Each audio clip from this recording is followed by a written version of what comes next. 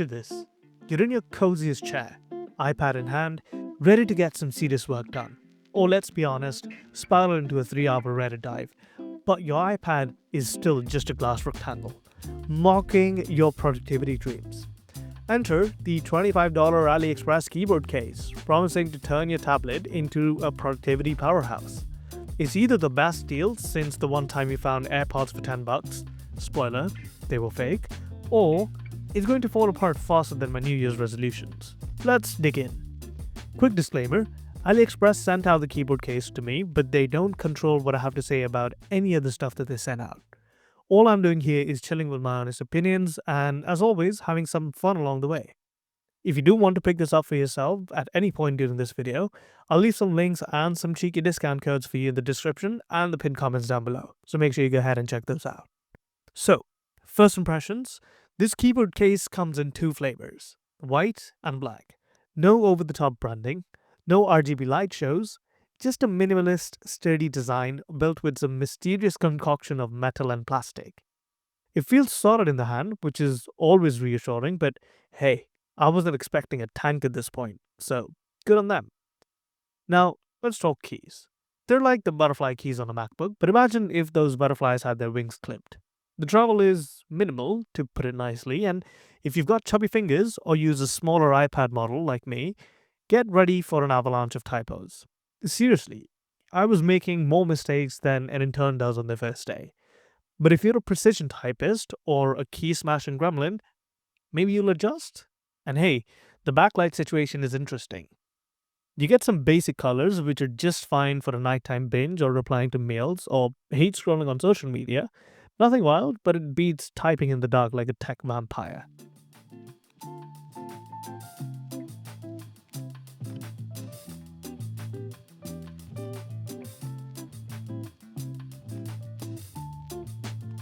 In case you were wondering about a quick keyboard sound test, here you go.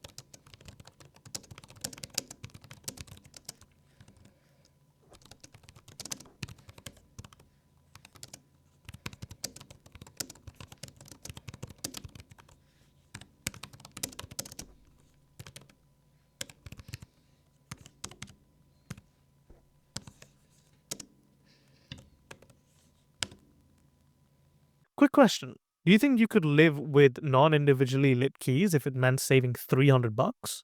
Drop a comment. I'm curious if you all are backlight snobs or if you're chill with the basics.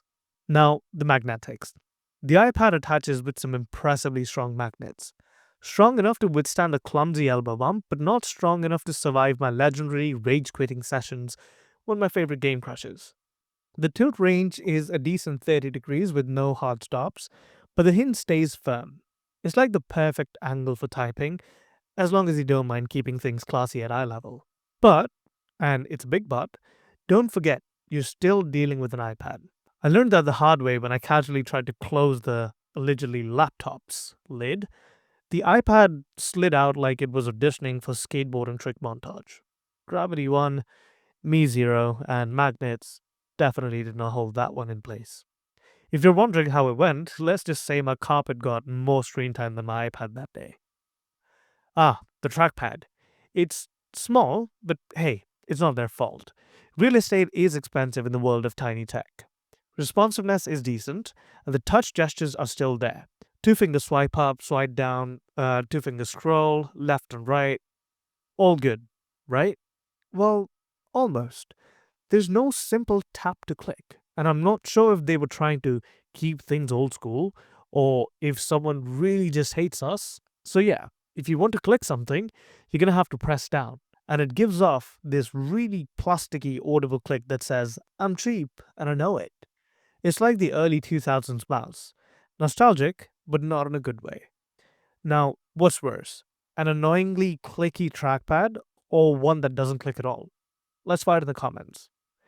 The real magic here is the productivity boost. Pop this case on, and your iPad starts feeling like a wannabe MacBook. With the M series processor now on the iPads, it's tempting to think this could replace my laptop. Well, almost. The key limitation? Apps. Apple's ecosystem is still playing hard to get when you're not running Final Cut Pro or Blender like a champ. But hey, I did use it to script some videos, and in that case, the case didn't really explode. It even has a surprisingly strong battery life. I've only charged it once in the past week and a half. Plus, I did it because I stumbled across these hidden features of turning off the backlight and disabling the trackpad accidentally. So, efficiency at its finest. Besides, if it does die on you in the middle of you doing something, because it charges via USB-C, by all means you can plug this thing straight into your iPad and let it charge that way. Unless, of course, your iPad is running out of charge. Alright, here's the kicker. The Apple Magic Keyboard costs around $350. Logitech's Touch Combo is about $200, and this, $25. For that price, you can forgive quite a bit. The uneven LEDs, the plasticky trackpad, and the wish you had more angle adjustments. Sure, it's not perfect, the corners had been cut so hard they probably come with a health warning, but if you're looking for functionality and don't mind embracing a bit of janky charm, this case does the job. It's not a MacBook killer, but for most people, it's close enough to make you think twice about shelling out the big bucks. Now, of course, I might have gotten this keyboard in white, but the one in black looks way better. I have recently noticed that if you get a tech in white, you will be able to see a lot more of the flaws than you would with the black ones. So, this is just my way of making sure that I'm getting the right thing and I'm doing justice when it comes to the first impressions at the very least.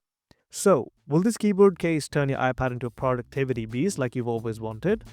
Or will it just be another reminder that cheap tech has its quirks? Well, with all that being said, if you think this is worth your time and money, go ahead to the links down in the description and make sure you use some of my juicy discount codes to get this for an even cheaper price. With all that out of the way, hit that like button if you enjoyed my take and subscribe for more tech adventures that sometimes make me question my sanity. And I can't wait to see you guys later.